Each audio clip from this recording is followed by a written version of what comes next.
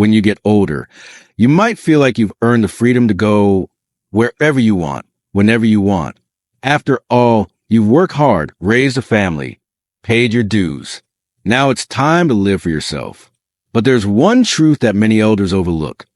Just because you can go somewhere doesn't mean you should. As we age, our presence holds weight. Where we go, how we show up, and who we spend time with. It all matters more than ever.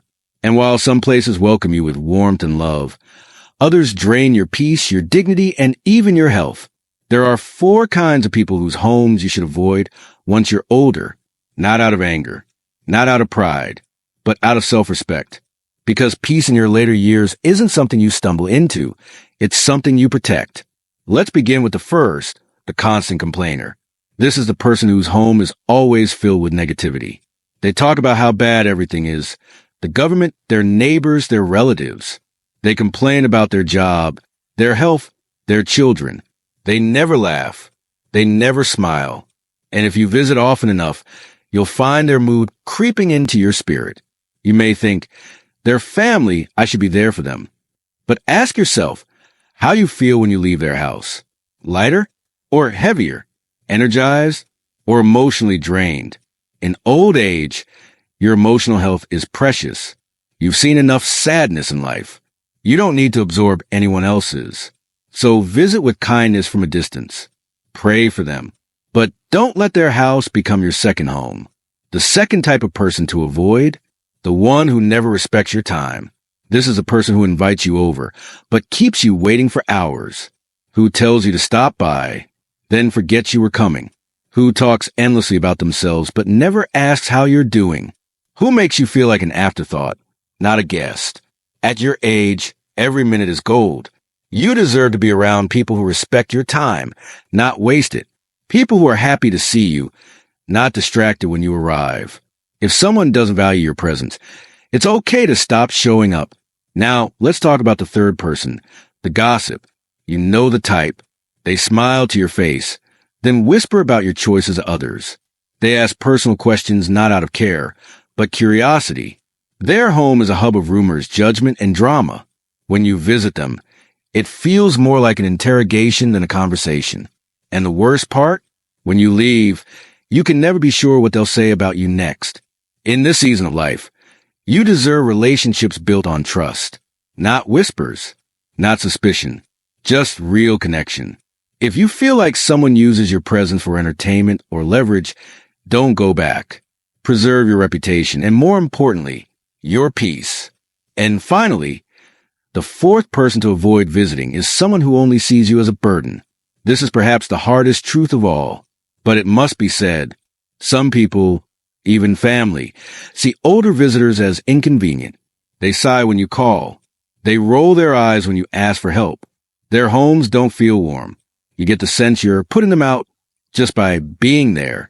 And while you may want to maintain closeness, remember this. Relationships built on guilt and obligation never bring true comfort. Instead of going where you feel unwanted, go where you feel seen. Maybe it's a neighbor, a friend from church, someone who smiles when you arrive and listens when you speak. Choose environments where your presence adds joy, not stress. You have the right to protect your spirit. You've earned the right to be selective. This doesn't mean cutting people off. It means setting boundaries, not walls. It means choosing peace over pressure, joy over judgment, respect over routine. Think of your time like a garden. Every visit you make, every conversation you have, is a seed. And in your later years, you deserve to plant seeds in places that grow love, not weeds. Now let me ask you this. Where do you feel the most peace? Who makes you feel heard? Seen? Respected? Start spending more time there, even if it's fewer people, even if it's farther away, because quality beats quantity every time. You're not being selfish. You're being wise. And if this message resonates with you, don't keep it to yourself. There are so many older adults silently carrying the weight of unwanted visits, guilt, and emotional exhaustion, thinking they have no choice. But you do have a choice. So here's what I want you to do. Take a moment after this video and reflect. Who in your life truly values your presence? Who brings light to your day? And who makes you feel heavy or dismissed?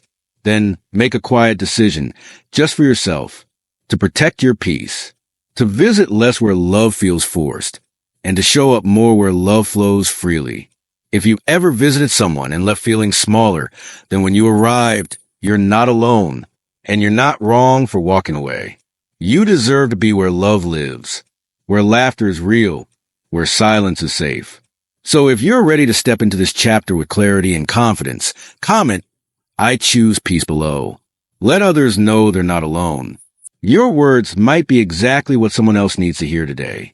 And if you found this video helpful, give it a like so more people in their golden years can hear this message. Subscribe for weekly life wisdom crafted just for you, and tap the bell so you don't miss what's next. You've carried so many for so long. Now it's time to carry only what feeds your soul. You're still growing, still glowing, and still deserving of love that feels light. Choose peace every time.